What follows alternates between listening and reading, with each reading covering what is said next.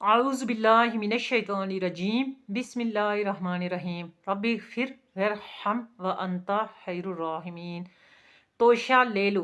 तोशा का क्या मतलब है कि हम अपनी ज़िंदगी में इतनी नेकियां इकट्ठी कर लें, इतनी नेकियां जमा कर लें कि जब हमारी मौत हो और मौत के बाद जो हमारा ठिकाना हो वो अच्छा ठिकाना हो, आसान ठिकाना हो, हमारी मंजिल आसान हो और हमारा ठिकाना अच्छी नियामतों वाला हो, ज़ेब व ज़ीनत वाला हो और जन्नत में हमारा ठिकाना बन जाए। वो इसी सूरत में होगा जब हम अपनी ज़िंदगी में तोशा जमा कर लेंगे। तो वो किस सूरत में होगा कि जब हमारे अमाल अच्छे होंगे, अमाल को अच्छा बनाने की कोशिश करेंगे।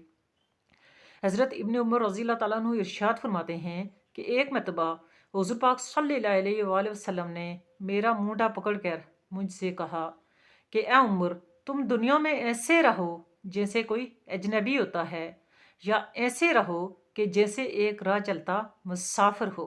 देखें दुनिया की ज़िंदगी को कितना बयान किया गया कि एक अजनबी शख्स की तरह रहो, या ऐसे रहो कि जैसे रास्ते में चलता हुआ एक मुसाफिर होता है।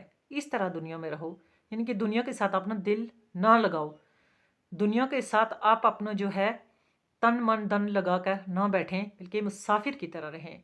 हज़रत इब्न उमर रज़ी अल्लाह ताला अन्हु इरशाद फरमाते हैं कि जब सुबह हो तो शाम का इंतज़ार ना करो, और जब शाम हो तो सुबह का इंतज़ार ना करो, बल्कि अपने अमाल को सही करने की कोशिश करो, अपने अमाल अच्छे रखो, नेकियों को जमा करो, नेकियों का तोशा ले लो। और अपनी जो आपकी सेहतमंद ज़िंदगी होती है, इस दौरान आप अपनी नेकियों का तोशा इकट्ठा कर लो, ताकि जब आपके ऊपर मर्ज़ आए तो मर्ज़ में आपको उसका सवाब मिलता रहे।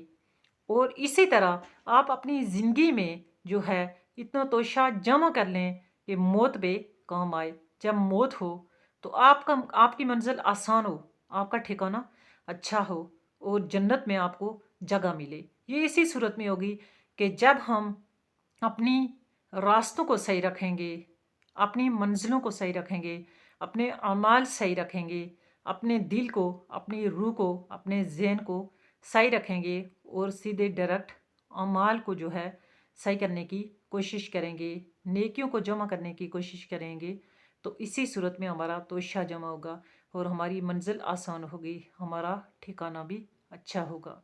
तो इस तरह की मालूमात को, दीनी इस्लामी मालूमात को सुनने के लिए मेरे चैनल को सब्सक्राइब कर लें, ताकि आप भी सदका जारिया का सवाब हासिल करें और दीन में अपना हिस्सा डालें। और सदका जारिया जो है वो बहुत बड़ा सवाब का काम होता है, और जिसकी आगे आने वाली मंजिलें आसान होती हैं और ठिकाने भी अच्छे बनते हैं। अस्सलामु अलैकुम व रहमतुल्लाहि व बरकातुहू व मग़फ़िरतुहू।